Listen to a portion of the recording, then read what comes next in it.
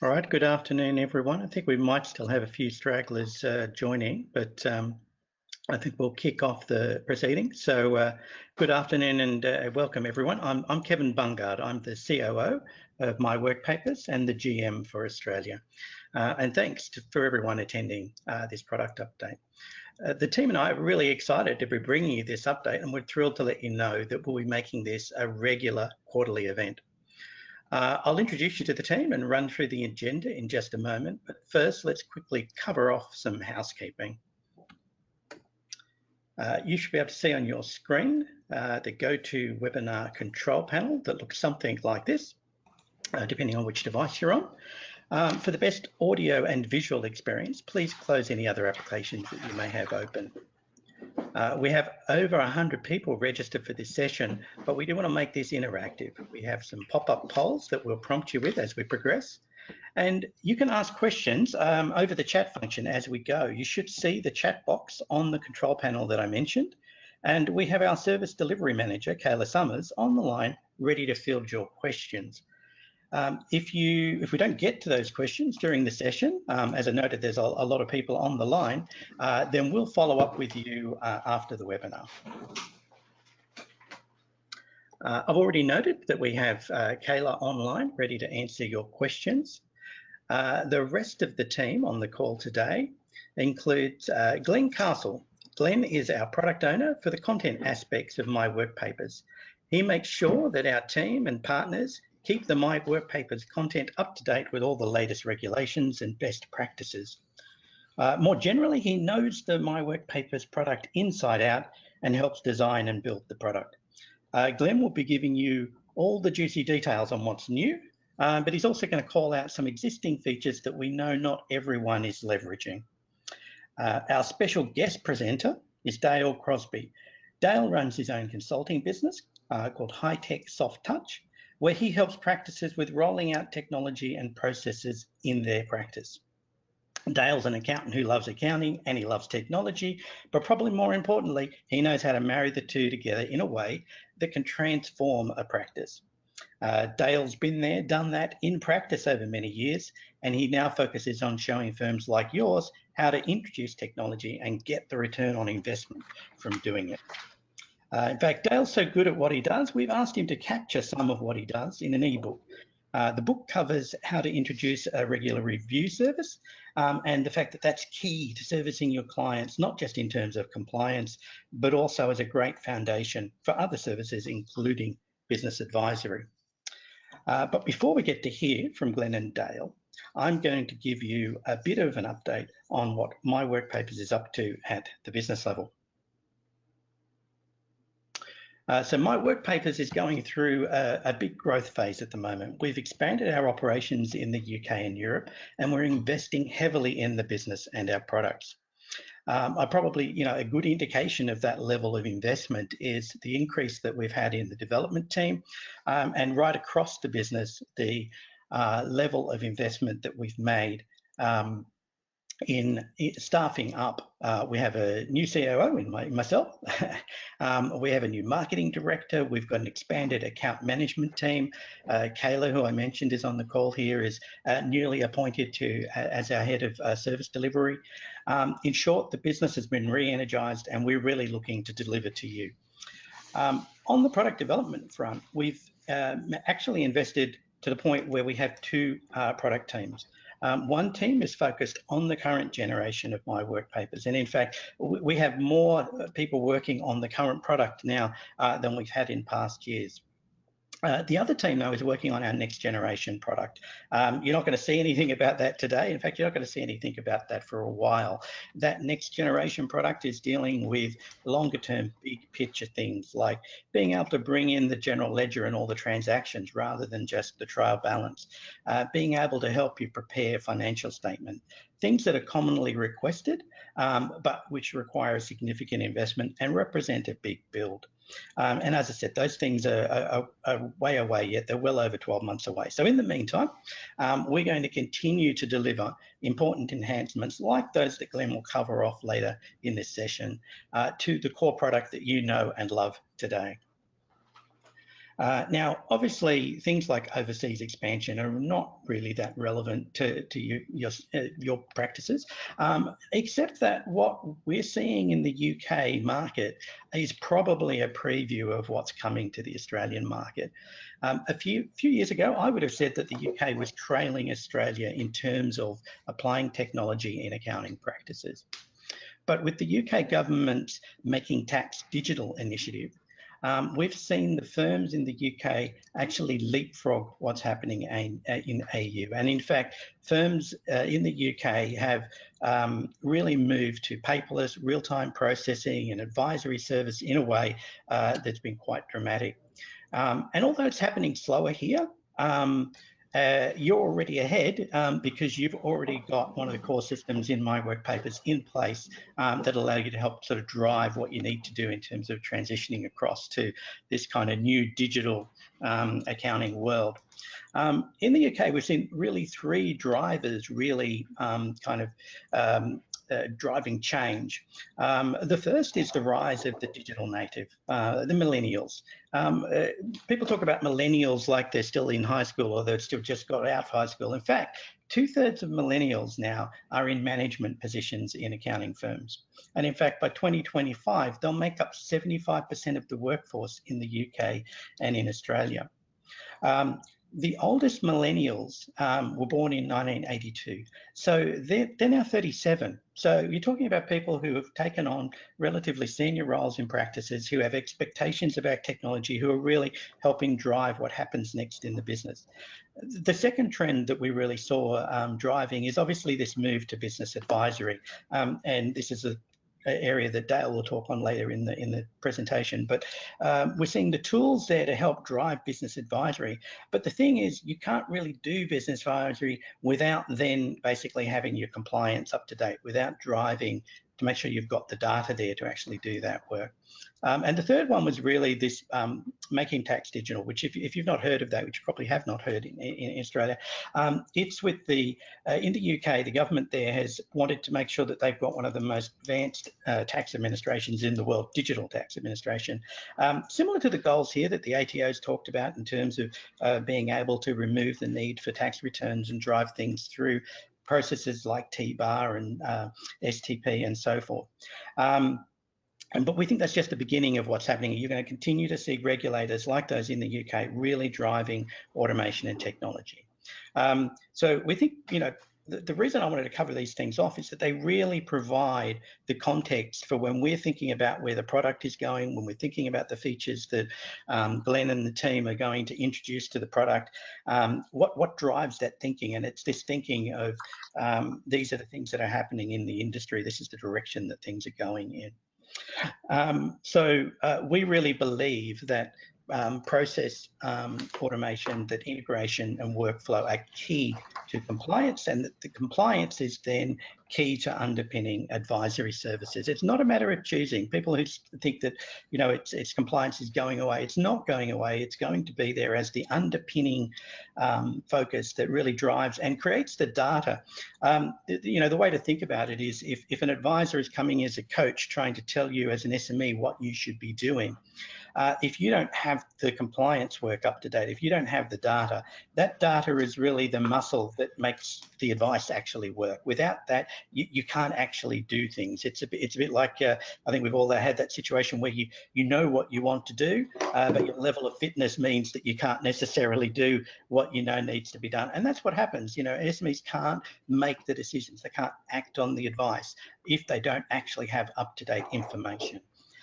So we think it's essential that the compliance side of things needs to be there first, that if you can get into a regular rhythm of dealing with reporting and engaging with your clients on a regular basis, then that will then drive the advisory services. So look, I hope that gives you some insight into the way that we drive our product vision. The team and I will be at Accountex Live next month, 12th and 13th of November in Melbourne. So if you're attending, please come along and let us know what you think about where the industry is going and what we should be doing with the product. But look, that's enough of what's happening at the business level. Let's have a look at what we're covering off today. So we've got my update out of the way. The flow for the rest of today's session is going to be Glenn will cover off what we think are underused features in MyWorkpapers, including getting the most out of Office 365, some of the less known partner integration capabilities, accounting structures, what are they and why should you care? And then he's going to cover some of the things that you need to track and guide your workflow, the workflow manager and the workflow diagram, which again tend to be heavily underused in the application. Eventually, though, we're going to get Glenn to the meat of the topic here and really talk about the cool new functions about working with PDFs, income tax return files, and periodic reporting files. So now we know some of you might be thinking, well, I don't need to do monthly and quarterly reporting. It's not something that we do.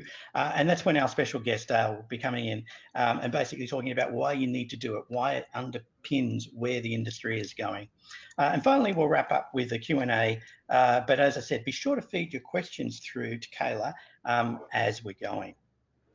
All right, so before I hand over to Glenn for the next session, let me just cover a question that might be occurring to some of you, which is, well, why are you talking about old stuff as part of the product update? We know that some of this stuff will be new to many of you. We know that from the support line and from conversations at conferences that people don't realize what some of these features do, or they don't know how to use them, and it's too easy to overlook them. So, and it's hard to find time to just experiment and work this stuff out. So please bear with us if you do know these features already, but hopefully some of you will have a aha moment as I pass over Glenn to step us through these highlights. Cool, thanks, Kevin. So yeah, as Kevin's really alluded to already, we realise that you want to actually get a look into what some of our recent product updates have entailed. Before we basically get into that, though, I guess the reason we want to show you some of these highlights, I've sort of been with the business about 6 months or so now. I've been out there, we're talking to some customers quite regularly, our existing MyWorkpapers customers, and it became clear that there's some functionality within the application that they were not aware of, or potentially not clear on how to use it. What I'll be basically briefly taking you through some of the functionality you may not be aware that exists, whether you're using the application for audit, as it's been traditionally known as audit flow in the past, or for tax and accounting work. We're going to try and keep the functionality as generic as possible to see how it could apply to your firm. The key things that I'm basically going to be focusing on are going to be the integration points, our workflow manager, and our workflow diagram. So in terms of the Office integration that we've got within here, what I'm going to get Kayla to actually do is just put up a bit of a poll and that now. We ran this poll in the UK just to get an idea of actually how many customers were actually utilising the Office 365 integration. In the UK, it was around about a 50 split. So in terms of comparing it to Australia, we'd just like to get some stats from you guys to actually just understand where that is actually at. While you're going through and doing this, the real purpose of what the Office 365 functionality brings is we have a number of firms out there that, as I said, have been using us for a long time. That were traditionally using, the check-in, check-out functionality of the Excel and Word documents, modifying everything locally and then re-uploading it. What Office 365 really brings is the ability to basically collaborate in a more functional way. So there is always going to be the need where you do have to bring the files down locally. So whether that's things like macro-enabled documents, or you want to take them out of site where there's no internet connectivity, but Office 365 really does bring a lot of benefits, which we want to showcase to you guys as to how you can actually work with things as you're going forward. So we've got those stats in there now. Interestingly enough, we've got 32% of people have said yes, that they are using it, 68% saying no. So hopefully you may get some benefit out of what I'm about to show you. I'm going to show you a lot of these demonstrations in a live environment, so hopefully everything will go smoothly. So I'm just going to jump across into our actual application here itself. So I'm in the MyWorkpapers file here at the moment. We're looking at a year-end file, so this is not an audit file. We're just going to look at something really basic, really simple. We've got under our assets section, we've got essentially just a bank reconciliation assets worksheet. So as a reviewer, if I actually click on this particular file, what it's going to show me, at least initially, within the browser window, you're going to see a preview of the actual file. So you can come in here at this stage, you can basically review the file if you don't need to make any changes to it. If you're wanting to actually make changes, what we actually have the ability to do is open in Office Online. So if I click on that, that's going to take me out into the Office Online application. We'll just give that a chance to load. Everything that we're going to be editing in here is directly saving it automatically. So there is no save as functionality within here. Once we see this work paper actually load itself, all of the changes that I make directly on here are going to be automatically saved. So in terms of going through and following the process through, we're looking at our client up the top here, which is the Rocket Chemical Company. We've got a closing balance as per our ledger. Just click in our balances, and this is just to demonstrate some of our work papers that we've got within here as well.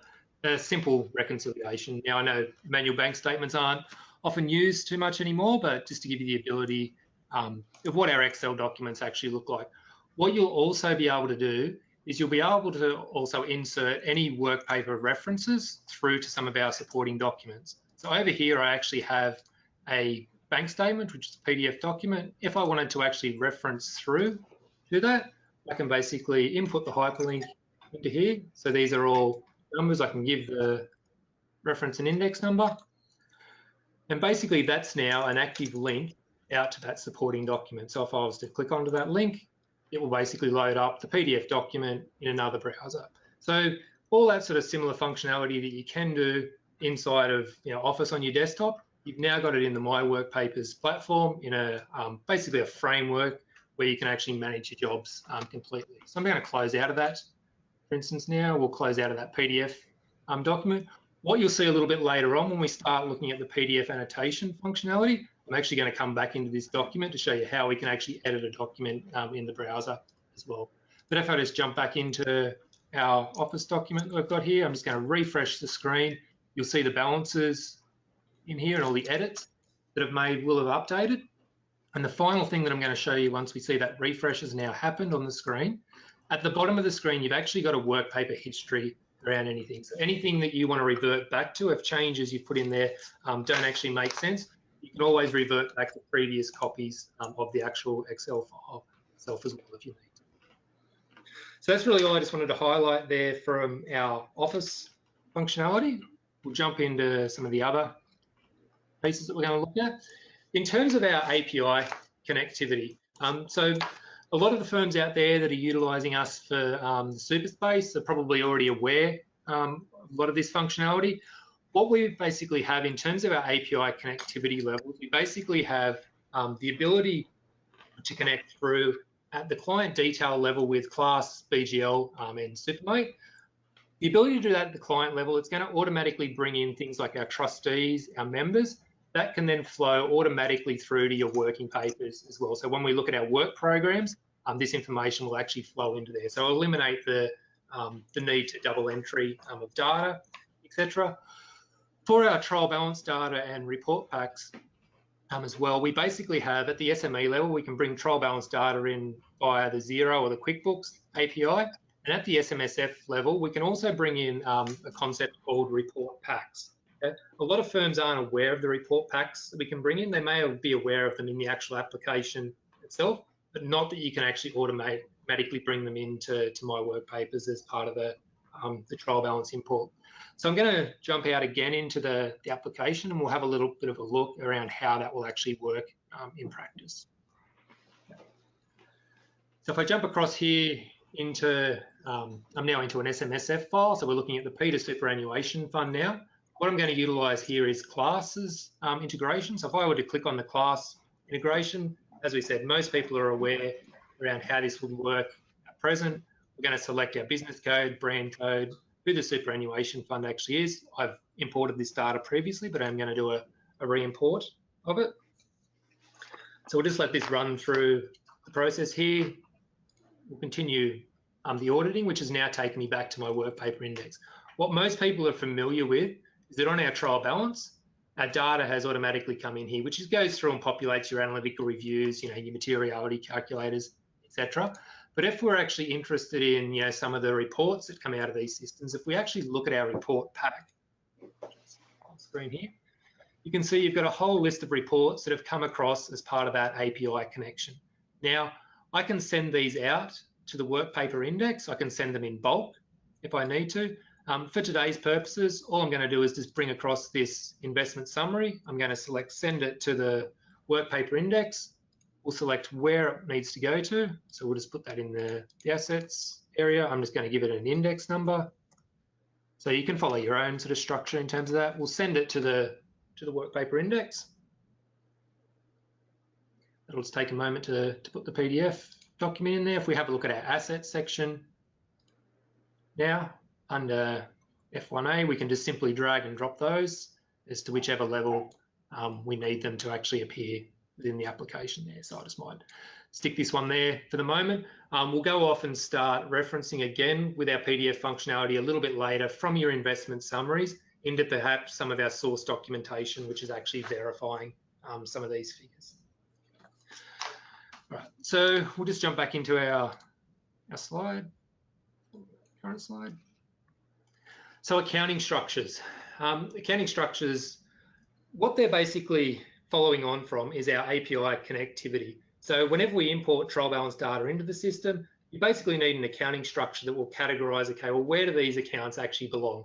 For our SMSF products, they automatically get allocated. But what we can actually do with these accounting structures is we can actually, wherever there's a standard chart of accounts, we can actually utilize that to essentially mirror where those particular accounts belong to, so far as the accounts being categorized into different areas on the financial statements. So you can see a number of the different options that we've actually got there currently within the system. We're looking to build those out in the future. So if there's any particular charts you're used to, we can actually incorporate it into our system as well.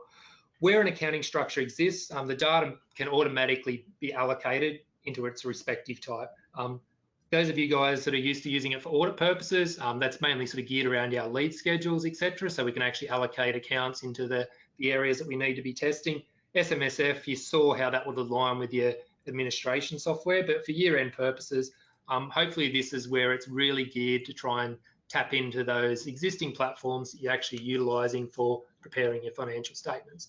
So again, I'm just going to jump across to the actual software itself, and we'll take a look at how accounting structures can be applied in practice. So I'm back into my year-end file here now, which is the Rocket Chemical Company. We'll jump across and we'll actually have a look at our trial balance section within here. So I'm going to go ahead and import a trial balance from scratch. So we saw previously the options that we have as to how to actually get data in directly from the APIs, etc. I'm just going to choose, in this instance, a custom CSV file. So choosing a custom CSV file, you're going to basically be navigating out to where potentially you've saved these particular trial balance. So I'm just going to use a CCH iFirm one that I've got from earlier. I'm going to click on open. We'll upload this CSV file into the actual system.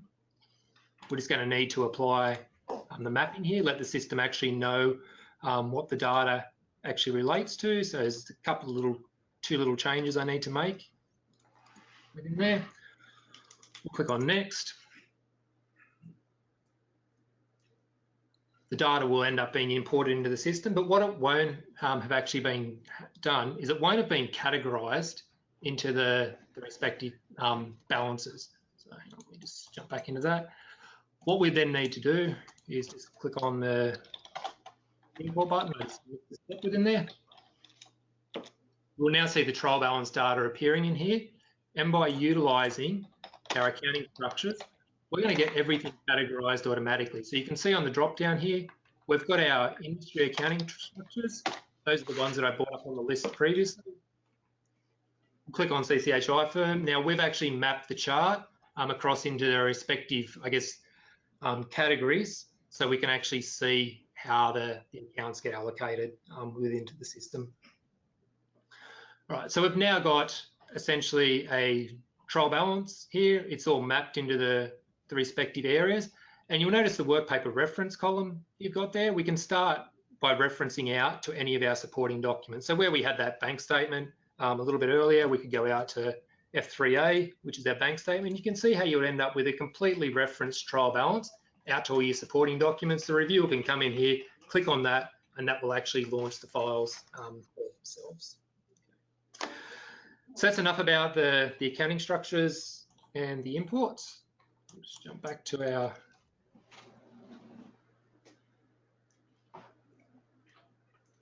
slide.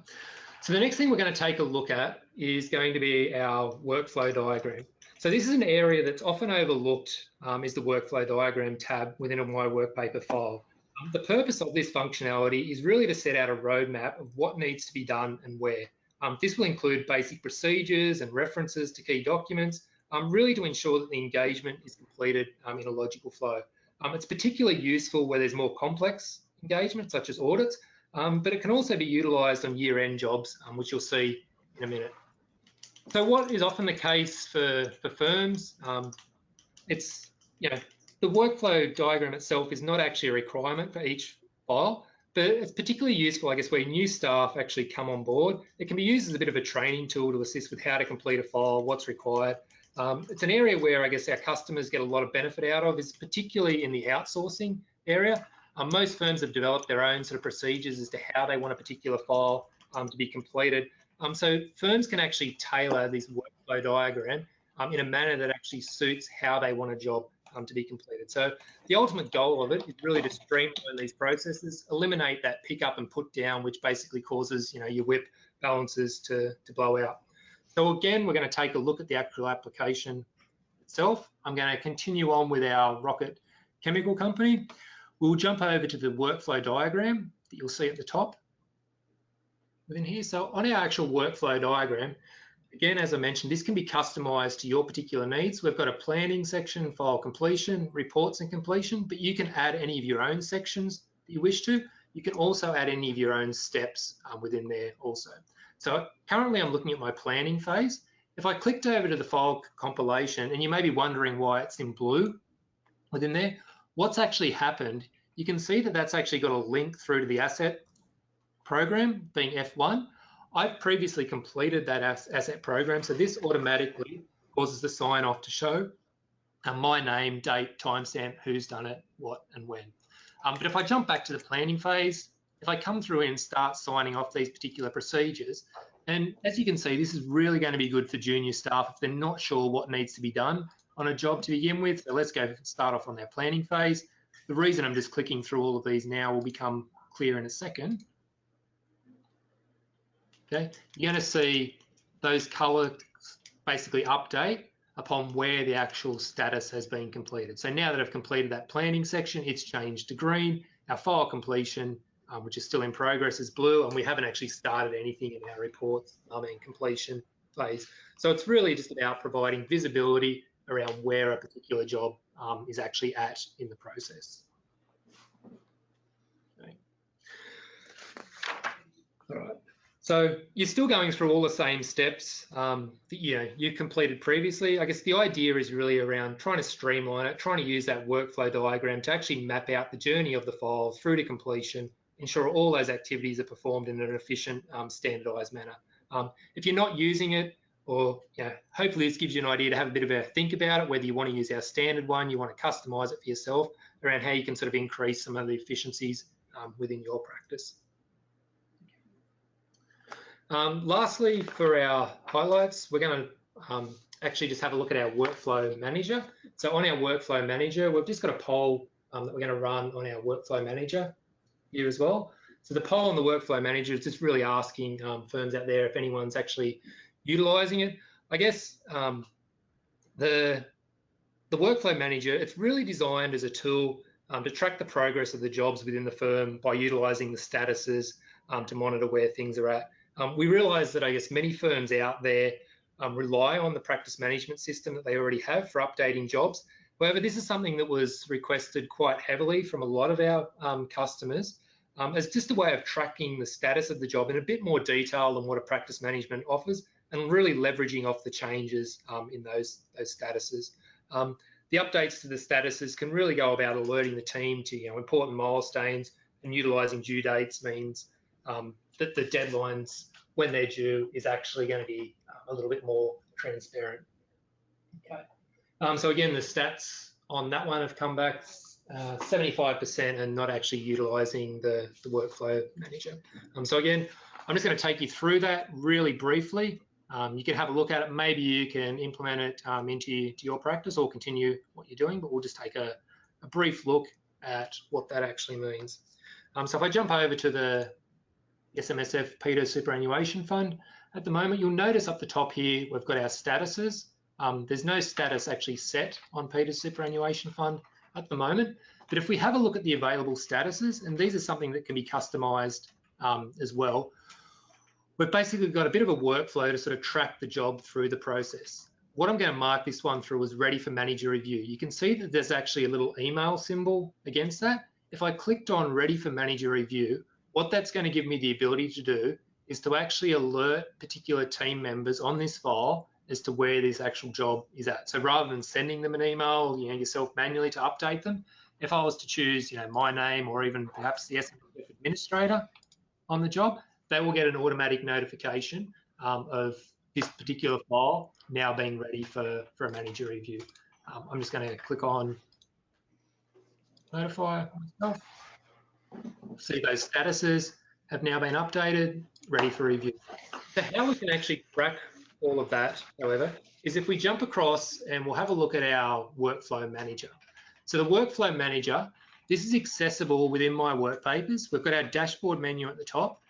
We've got workflow manager that sits underneath that, and that's going to show you a list of all of the jobs, where they're actually at particular phases. So I'm just clicking on here to refresh some things. I've previously just updated the Peter Superannuation Fund in here to show as ready for manager review. Okay. You can basically filter these on clients, the type, what type of job it is, a whole range of different criteria within here to actually suit your needs.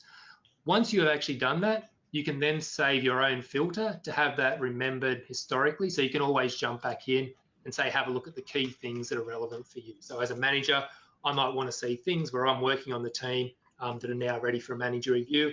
I know that I'm ready to actually jump in and have a look at the Peter superannuation. All right. So hopefully that gives you guys some things to think about, at least with our current functionality that we've actually got within the system. Hopefully you've learned something new. If not, what we're going to be doing now is just jumping into a bit of a product update. So we'll just be running through, I guess, a few sort of things to begin with. I guess firstly I wanted to mention, you may have noticed sort of over the past probably 3-4 months as such that we're getting into a bit more of a regular release cycle with the application. So what that gives us the ability to do, push out a lot more functionality at a more regular interview, a lot of regular process, I should say. A lot of what's basically been going on at the moment is a lot of work's being done behind the scenes just to ready the application for any sort of future enhancements we're looking to do down the track. Before we get into just a quick update, I'm going to just mention some of the content updates that we've done earlier in the year. So as you can see up on the screen there, the audit content was updated earlier in the year for year end after undergoing a technical review. There is, as Kevin sort of alluded to, a broader content strategy that we're looking to implement at the moment. We'll be able to update our customers sort of in due course as to where we're actually heading with that content strategy. The year-end template, that got a bit of an update for this particular year with version 1.2 being released. We included 19 new worksheets in that, some year-end checklists, so taking it up to sort of 39 work papers overall that are available within the application. All of that is hidden behind the customizer, so you only see the content that's actually relevant for your particular client. We are looking at sort of adding new work papers to that as time goes by. So any requests that customers have, something that we don't have that you'd like to see in the application, we're always open to that. So please feel free to submit any queries through the support desk. A new content template we did implement was our individual tax template. That was really designed from customer feedback. We were asked to really make it simple to ensure that really all the work could be completed in the one platform. Previously you'd have to do your year end or your audit work in separate systems. The individual tax template was really designed to basically enable you to prepare all of your types of engagements in the MyWorkpapers platform. There's a few other ones that we have in the works coming next year. Again, if there's anything that you'd like to see us develop, please let us know and we can look at incorporating that into the future. All right, on to probably the feature that I'm most excited about showing to you. It's really our hottest requested feature. I don't know if any of you guys have had a chance to have utilize it as yet. Hopefully you have. I guess previously to utilize this type of functionality, you would have had to use a lot of third-party tools to download the document, which can be expensive and time consuming. But what we'll actually run through now is really tying together what we had a look at in the product highlight. Our PDF annotation functionality is available on any PDF file within the MyWorkpapers platform, be it SMSF, year-end, individual tax, audit, etc.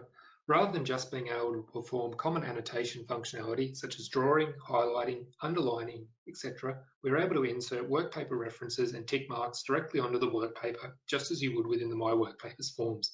There are a lot of instances where this is applicable, and I've chosen 2 to run through with you today. Let's just go back and have a look at our Peter Superannuation Fund. So earlier in the day, we actually brought in our report pack, which was our investment summary PDF. What we're going to do is we're going to open up this report pack and start referencing off to our supporting documents. So let's click on the PDF document. We'll load that up. In the top right-hand corner, what you've now got is the ability to actually turn the document into what we call edit mode. So if we come in here and edit the document, you're going to see you end up with a number of different icons along here, which gives us the ability to actually annotate the document itself. But what we're going to have a look at here in the first instance is the ability to insert the workpaper references onto the document. So let's come down here and we're going to find some of our supporting documents within here. So let's just use the BHP one as an example. What I'm going to do is click on F1-5A, and that's now inserted this workpaper references onto the form. I can drag and drop that, resize it, and we'll just put it next to the BHP icon that we've got within here. We can also go through and insert things like tick marks on here also. So if we're going to agree the transaction to any supporting documents, let's move that across within here. So let's click out of that. We've now got it resized. Let's just save this particular document. We'll exit out of edit mode. So as a reviewer, when the reviewer comes in here, they'll be able to click on these particular links. So F1-5A, that's now going to load out to the supporting document that we've got within here, which happens to be the BHP holding statement. We can see that we've got, say, 500 shares within here. So what we're able to do is, there's a whole lot of functionality we can go through and perform. We can circle particular amounts within there. We can also go and put our tick marks, etc. on there, insert some, boxes, annotations, etc. within there. So that's just one example of how we've taken a PDF, we've referenced through to another PDF document. We can also reference from a PDF document to any other supporting document. So let's save this. We'll exit out of this particular example. And the second thing that I'm going to take a look at with you today is going to be referencing from a set of financials. So where we had the Rocket Chemical Company earlier, we've now got it within here, a set of financial statements at the 30th of June. Let's open up these financial statements. Okay. And what we'll be able to do, we will scroll through.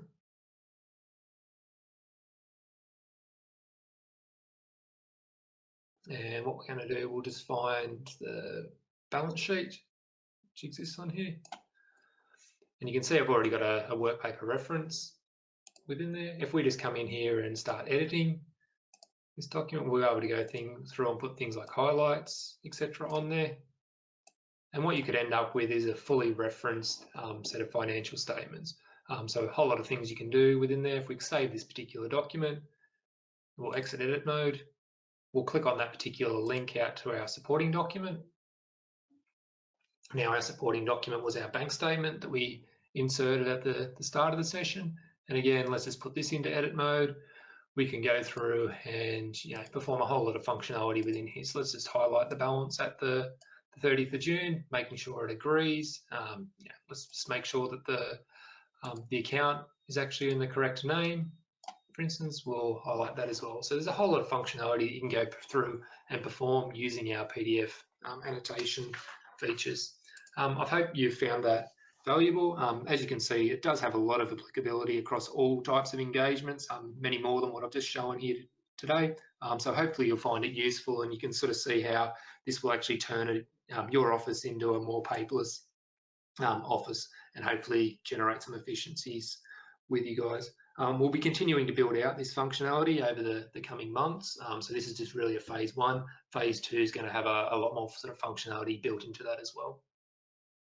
The last area that I want to discuss before we hand over to Dale is really going to be around our periodic files functionality.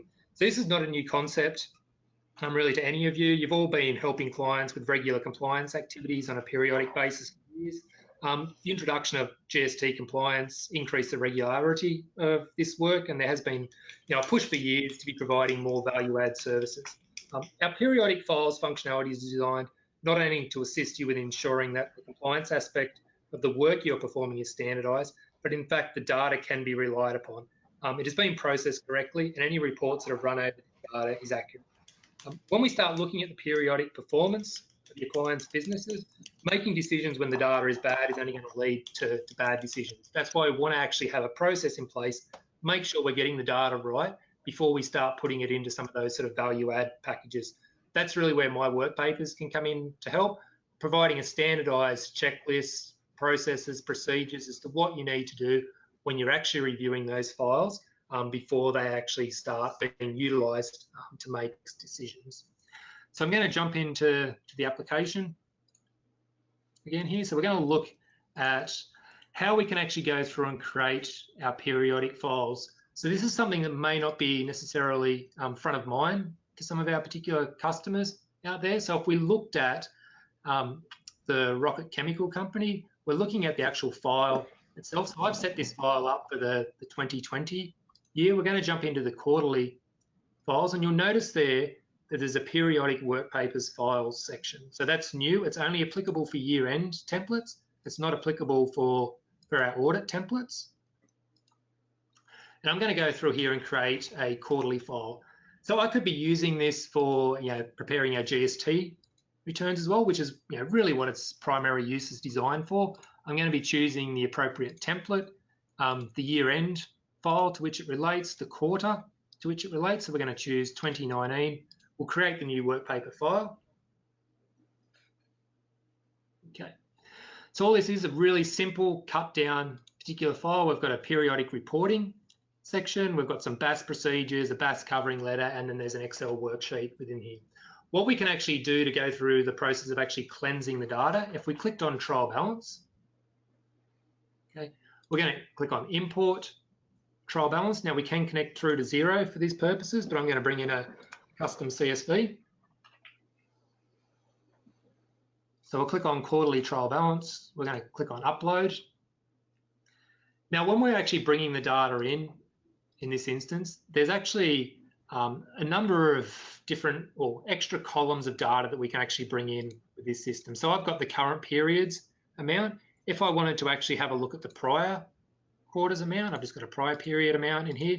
And I also can bring in some comparative information as well. So if I wanted to actually have a look at the prior periods amounts within here as well, I can bring in the prior period data. We'll click on next.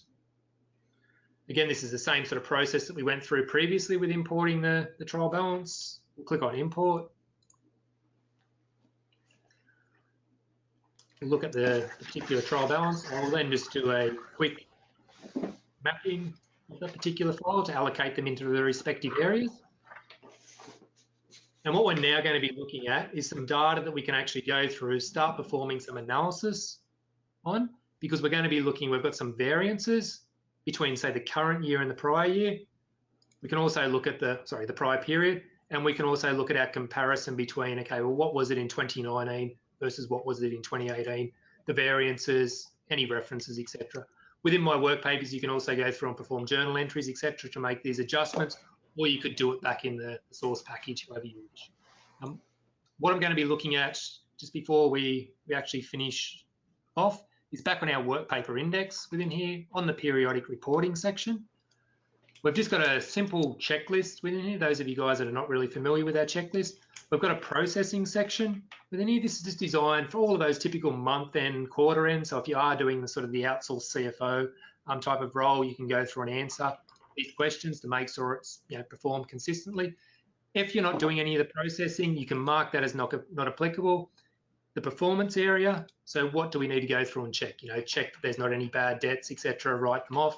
We can go through and basically make those checks as well. Again, you can make that not applicable. If you're only looking at it from a compliance aspect, you can just have a really simple cut down checklist, as you can see with the compliance area within there. And then we also have our GST procedures, which exist in the system there as well. So that's essentially all I wanted to essentially show you guys.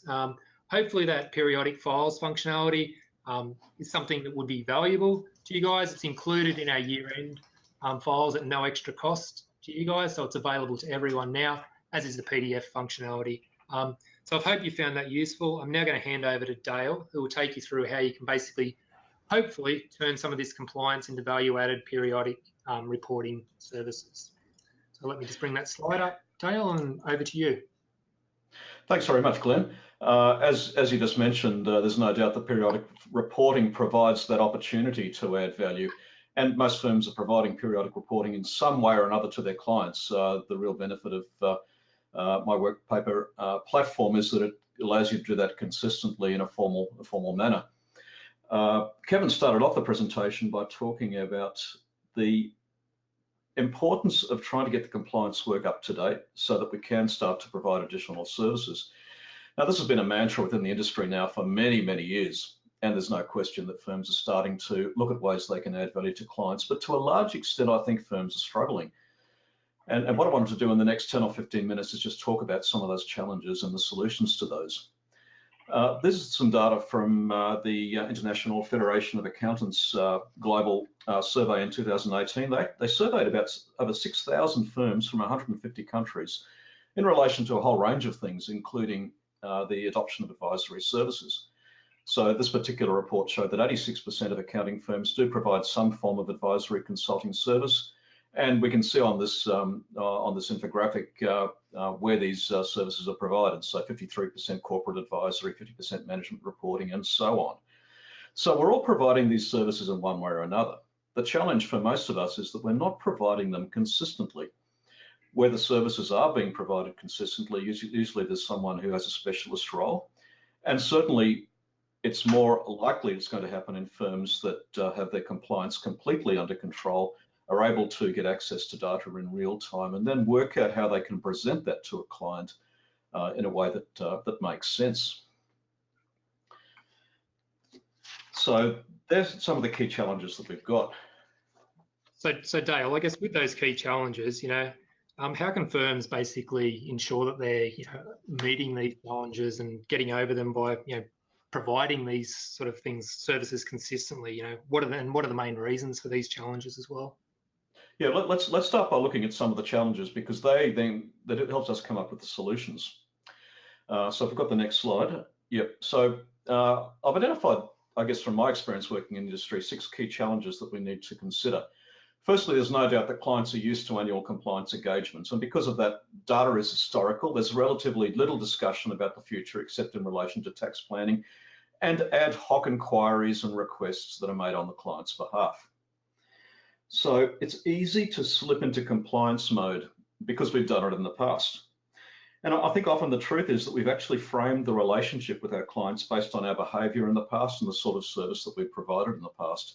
And the challenge we've got is to step outside that framing to present something to clients a little bit differently. A lot of us are now providing quarterly reporting. What are we doing with that information? How can we use that to add value? I've got to say from my experience, even firms that pride themselves on adding value and advising their business clients, advising all of their clients, often are not still proactive in sitting down with their clients and explaining what the data means, or even trying to get some more value out of the data they've got.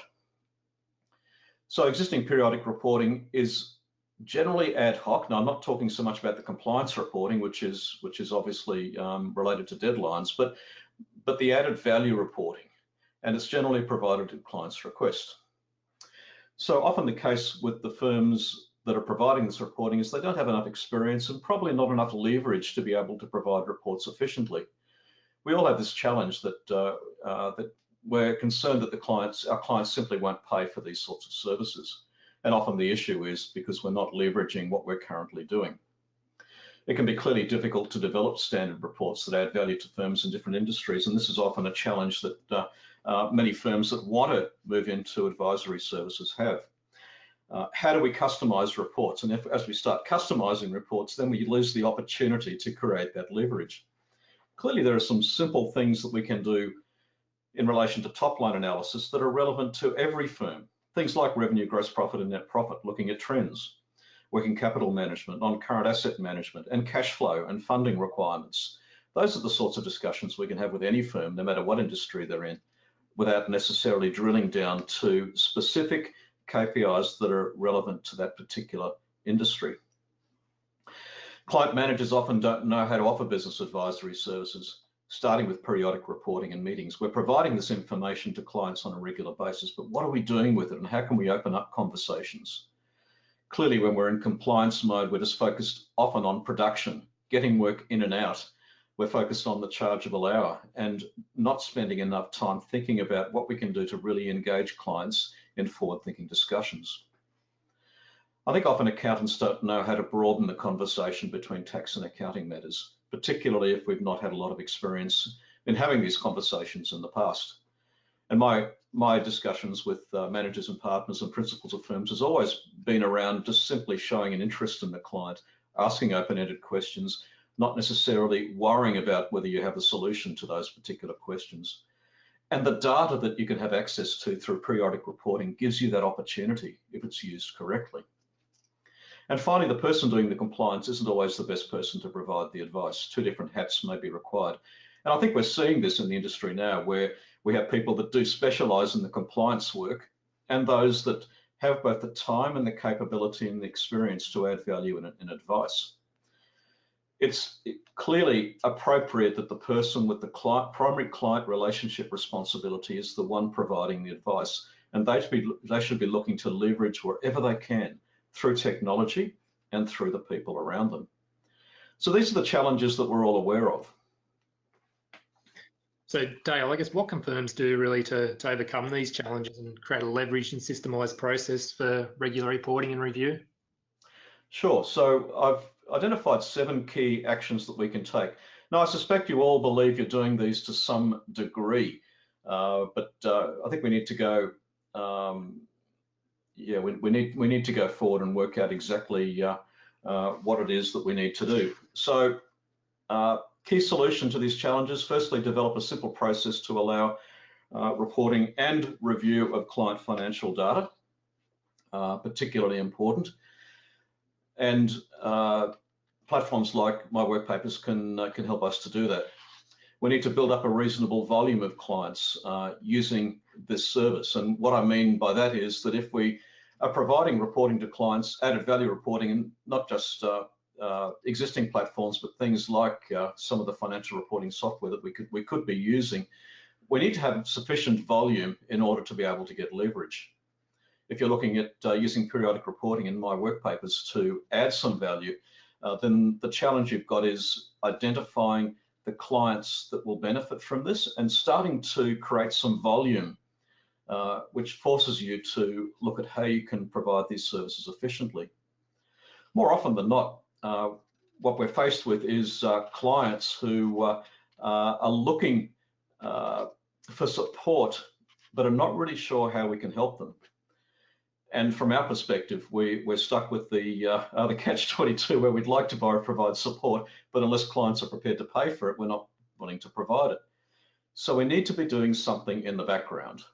We need to be doing something continuously with all of our clients that utilizes the data we already have and some of the reporting that's already available through the platforms that we have.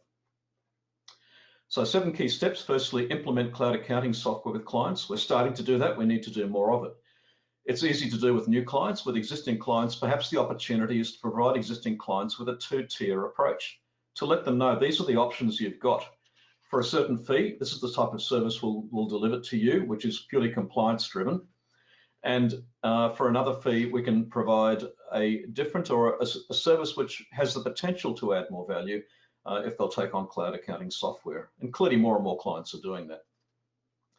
We need to encourage the collection and processing of data in real time, and that's clearly happening from a technological point of view and from the use of platforms like MyWorkpapers. Where it's often not happening is from the point of view of actually the collection and processing of data at the client level. And often that comes back to training of clients and the people that support them, for instance, their bookkeepers or internal accountants. That's probably the reason why many firms are now looking to take on bookkeeping services themselves, so they can fully integrate the processing and delivery of data and then look to ways to add value in real time. We should use existing financial reporting software where possible. Use the client's platform and use our platforms without having to reinvent and look for new financial reporting tools that could add value, but probably are a step beyond where we need to start with clients. We need to identify the people, as I said before, in the firm who can drive deeper conversations with clients. They really have to be the people with the primary client relationship responsibility, because they're probably the people who can ask the right questions. We need to start with a conversation around historical trends, which you already have access to. But to say to a client, what we've done in the past is great. What we're wanting to do in the future is to sit down with you and ask questions we haven't asked before, based on the data we already have. And through that conversation, then we start to identify those opportunities to add value. And from my perspective, that's part of the work that we're currently doing. We shouldn't necessarily look at that as added value. The added value comes with the work that we generate from deeper conversations. We should be looking to develop a staged advisory service program for clients, a service that perhaps looks at the different stages of the client's business life cycle, for instance. What do we do when a client's developing their business, when they're growing it, when they're looking to reap the rewards? What sort of services can we provide, and do we have those conversations with clients? If they don't know about what we do, they're more likely to say, or they're less likely to come to us and ask for that particular advice. And sometimes, even if we think they know what we can do in terms of adding value, the level of engagement simply isn't there because we haven't had that basic discussion with them. And finally, we should be setting targets for business reporting and meetings. If we don't measure and monitor what we're doing, then the chances are we're not going to have the success. How many compliance-based accounting and tax meetings are we having? How many discovery conversations are we having with clients? How many of our clients would actually benefit from periodic reporting and meetings? How many of them currently receive periodic reports where there is no meeting and no real conversation beyond the compliance work? I'd suggest for most firms in the industry, the answer to that question is still a significant number. So we all have the opportunity. What we're lacking is the time and the capacity and the leverage. So let's move to the next slide, Glenn, and just explore some of those key things that we can do. So some key takeaways from the conversations that we've had today. Firstly, we should be looking to streamline compliance work with cloud accounting software and platforms like MyWorkpapers that can really create capacity to add value and also give us the opportunity to use the data that we already have in the way that it's already delivered to have some deeper conversations with clients. What would be the value of utilizing the data that comes through periodic reporting and simply producing a simple report which outlines to a client where the business has been in the past and what's happening in the business now? From a practical point of view, it probably takes only 5 or 10 minutes to look at some historical trends and come up with some questions and just send them to the client, and then have a brief discussion around those questions. It doesn't take a lot of time and it doesn't need to be complicated. Sure, if clients want more sophisticated reporting and meetings, then we can go to the next level and offer them a service. But I think we've got to start with something. So we need to set up a simple process of periodic reporting that can be replicated. We should make this process mandatory with all of our business clients. In other words, it's part of what we do. Where I think firms run into problems is where they start to run before they can walk, and they look towards significant advisory programs with their clients and then wonder why those clients don't take those programs on, simply because they're not convinced of the value. So let's start with something simple based on the information we already provide. We should ensure that there's a conversation around these periodic reports. And through some of the information that Glenn's already shown you, there's clearly opportunity to do that with the information that we already have. And finally, look for opportunity to upsell. So in 10 or 15 minutes, that's just a very quick review of some of the challenges we know we've already got, and what we can do as a first step to use the platform and the information that we already have to drive some deeper conversations and then engage the clients in discussions about what we can do to help them further. So Glenn, I'll hand back to you to perhaps get some feedback from the audience in relation to the information that's been presented today. Cool, thanks very much for that, Dale. So I hope everyone on the call found that insightful. What will be following on from this, Dale has actually written an ebook on our behalf, so everyone that's attended this session actually will get a copy of that ebook. So it'll basically be going in depth a little bit more around what Dale's discussed, so some quite valuable insights in there, so hopefully you guys can actually get some benefit out of it. I realise we're pretty much all on the hour mark at the moment. Kayla's been responding to some of your email, some of your questions directly, so we're probably not going to answer them on this particular call, but we will respond directly to any of the questions you guys you may have.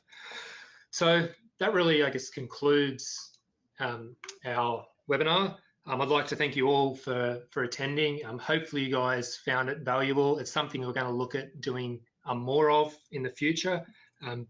We will, once I end this meeting, there'll be a survey for you guys to actually fill out as to how you found the webinar. So please let us know any feedback that you guys have, anything you want more of or less of, and we'll like to keep in touch with you guys.